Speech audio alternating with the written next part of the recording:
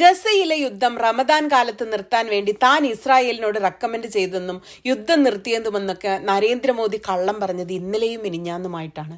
നമ്മൾ ഇന്ന് ആ വിഷയം ഭയങ്കരമായിട്ട് ചർച്ച ചെയ്തുകൊണ്ടിരിക്കുകയാണ്.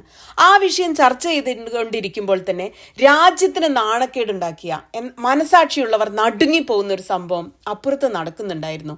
ഇന്ത്യയിൽ നിന്നും 27 ടൺ സ്ഫോടക വസ്തുക്കളുമായി ഇസ്രായേലിലേക്ക് പോയ കപ്പലിന് നങ്കൂരമിടാൻ സ്പെയിൻ അനുമതി നിഷേധിച്ചു.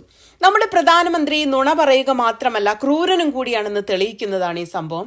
ഗസയിൽ യുദ്ധം നിർത്താൻ ശ്രമിച്ചു എന്ന് പറയുകയും അതേസമയം അവിടുത്തെ കുഞ്ഞുങ്ങളെ കൊല്ലാൻ വരെ ഉപകരിക്കുന്ന ഇസ്രായേലിലേക്ക് ആയുധം കയറ്റി അയക്കുകയും ചെയ്യുന്ന ഒരു തനി അവസരവാദിയായി നമ്മുടെ പ്രധാനമന്ത്രി മാറി.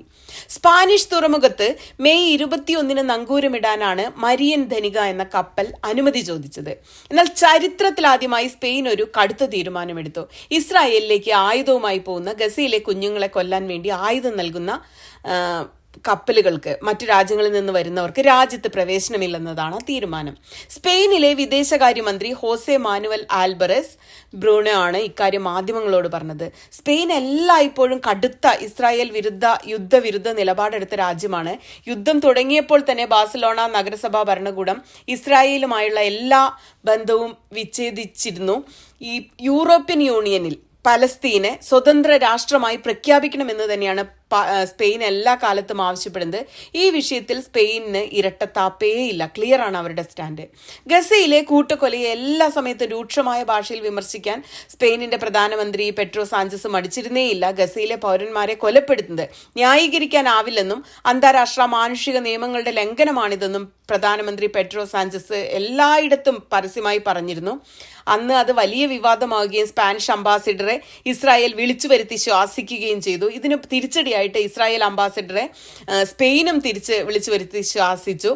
നയതന്ത്ര യുദ്ധം ഇസ്രായേലുമായി 1 വർഷം മുമ്പ് തുടങ്ങി വെച്ച ഒരു രാജ്യമാണ് സ്പെയിൻ. ഇത്തരത്തിൽ യുദ്ധം തുടങ്ങിയപ്പോൾ മുതൽ ഇസ്രായേൽ പതാകയുള്ള കപ്പലുകൾ സ്പെയിൻ രാജ്യത്ത് അവർ പ്രവേശിപ്പിച്ചിരുന്നുമില്ല. ഇത്തരത്തിൽ ശക്തമായി ഒരു പക്ഷേയുമില്ലാതെ ഗസയ്ക്കൊപ്പം നിൽക്കുന്ന സ്പെയിനാണിപ്പോൾ ഇന്ത്യയുടെ ആയുധക്കപ്പലിന് അനുമതി നിഷേധിച്ചത്. എല്ലാ അന്താരാഷ്ട്ര മാധ്യമങ്ങളും ഇക്കാര്യം വിശദമായി റിപ്പോർട്ട് ചെയ്തിട്ടുണ്ട്. മലയാളത്തിൽ 24 ന്യൂസ് ഇതേക്കുറിച്ച് വിശദമായി റിപ്പോർട്ട് ചെയ്തിട്ടുണ്ട്. ഞാൻ ആ 24 ന്യൂസിൽ പറയുന്ന കാര്യങ്ങൾ പറയാം. സാധാരണ ദീർഘദൂര യാത്ര നടത്തുന്ന ചരക്ക് കപ്പലുകൾ യാത്രാമധ്യേ മറ്റു തുറമുഖങ്ങളിൽ നങ്കൂരമിടാൻ അനുമതി തേടാറുണ്ട്. എന്നാൽ ഇനിയും ഇസ്രായേലിലേക്ക് ആയുധങ്ങളുമായി പോകുന്ന കപ്പലുകൾക്ക് തങ്ങളുടെ തുറമുഖത്ത് നങ്കൂരമിടാൻ അനുമതി നൽകുന്നില്ലെന്ന് സ്പെയിനിലെ വിദേശകാര്യമന്ത്രി ഉറച്ച നിലപാടെടുത്തു. മധ്യ ഏഷ്യയ്ക്ക് ഇനിയും ആയുധങ്ങൾ വേണ്ടെന്ന നിലപാടാണ് സ്പെയിനിന്റേതെന്നും മന്ത്രിയുടെ നിലപാടായിട്ട് പറഞ്ഞു. പലസ്തീനെ സ്വതന്ത്ര രാജ്യമായി അംഗീകരിക്കണമെന്ന നിലപാട് സ്വീകരിക്കുകയും അതിനായി യൂറോപ്യൻ രാജ്യങ്ങൾക്കിടയിൽ നിരന്തരം വാദിക്കുകയും ചെയ്യുന്ന രാജ്യമാണ് സ്പെയിൻ.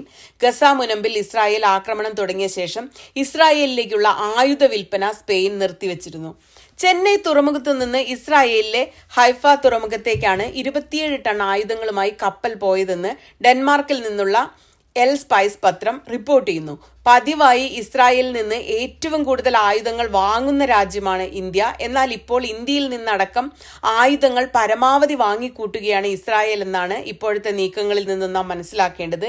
ഇന്ത്യയിലെ പൊതുമേഖലാ സ്ഥാപനങ്ങളിൽ നിന്നും ഇസ്രായേൽ കമ്പനികൾക്ക് പങ്കാളിത്തമുള്ള ഇന്ത്യയിലെ ആയുധ ഉൽപ്പന്ന നിർമ്മാണ മേഖലയിൽ പ്രവർത്തിക്കുന്ന സ്വകാര്യ കമ്പനികളിൽ നിന്നും അവർ ആയുധങ്ങൾ ശേഖരിക്കുന്നുണ്ടെന്നൊക്കെ മാധ്യമങ്ങളിൽ റിപ്പോർട്ടുകൾ വരുന്നുണ്ട്.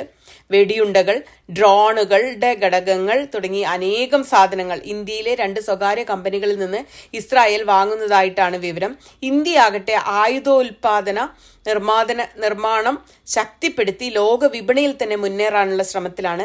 കയറ്റുമതി രംഗത്തെ സാധ്യതകളെല്ലാം ഇതിനായി പരമാവധി പ്രയോജനപ്പെടുത്താൻ ശ്രമിക്കുന്നു. ഇന്ത്യയിലെ പ്രതിരോധ മേഖലയിലെ ഉന്നതരാരും ഇസ്രായേലിലേക്ക് ആയുധം കയറ്റുമതി ചെയ്യുന്നതിനെ കുറിച്ച് ഇതുവരെ പ്രതികരിക്കാൻ തയ്യാറായില്ല. പക്ഷേ ആയുധോൽപ്പന്നങ്ങൾ കയറ്റുമതി ചെയ്യുന്നതിൽ നിയമപരമായി യാതൊരു പ്രശ്നവുമില്ലെന്നാണ് അനൌദ്യോഗിക വിശദീകരണം. ഇതാണ് 24ന്റെ റിപ്പോർട്ട്.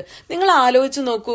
നമ്മളുടെ മുന്നിലൊക്കെ വന്ന് മാധ്യമങ്ങളിലൊക്കെ വന്ന് നരേന്ദ്രമോദി ഞാൻ മുസ്ലിങ്ങളെ ഒന്നും പറഞ്ഞില്ല, ഞാൻ അവരെ സ്നേഹിക്കുന്നു, അത് മാത്രമല്ല ഞാൻ ഒരു പടി കൂടി കടന്ന് റമദാൻ കാലത്ത് ഗസയിലെ അവരെ കൊല്ലരുത്, യുദ്ധം നിർത്തണമെന്ന് ഇസ്രായേലിനോട് ആവശ്യപ്പെട്ടു എന്നൊക്കെ പറഞ്ഞുകൊണ്ട് നടക്കുമ്പോൾ മറുവശത്ത് നടക്കുന്ന ഇതാണ്. അമേരിക്ക ചെയ്യുന്ന അതേ പണിയല്ലേ അപ്പം നമ്മളും ചെയ്യുന്നത് എന്ന് വെച്ചാൽ നമ്മൾ ഗസയിലെ കുഞ്ഞുങ്ങളെയും സ്ത്രീകളെയും കൊല്ലാൻ വേണ്ടി നമ്മളും ഇൻഡയറക്റ്റ് ആയിട്ട് ഇവിടുന്ന് ആയുധം കയറ്റിയിരിക്കുന്നു.